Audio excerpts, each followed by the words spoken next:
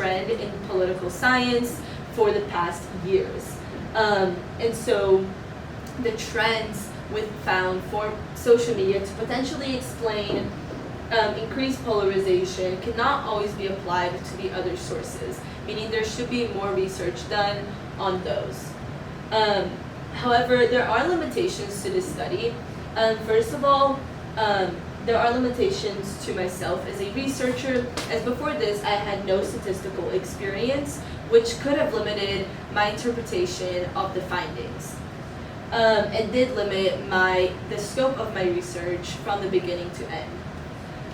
Also, the study did not take into consideration some confounding variables, such as race, which could play a potential role in polarization and people's views of sources.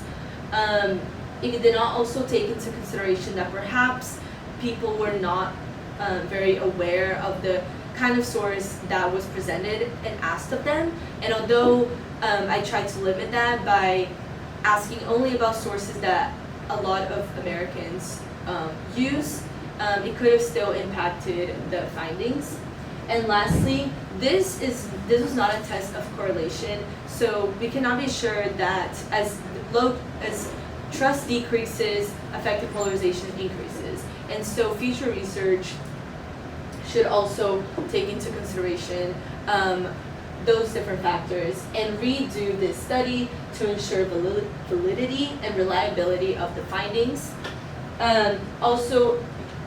Researchers should explore similar qualities between the other sources to potentially explain the association found. Because although there's a lot of research done on social media, not a lot has been done on the other sources, which was the basis for this study in the first place.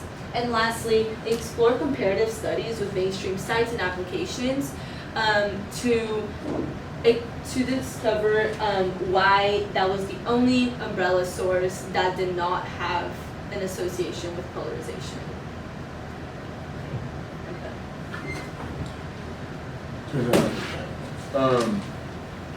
Wait, how do I turn this on? I think just stop recording. Is it this one?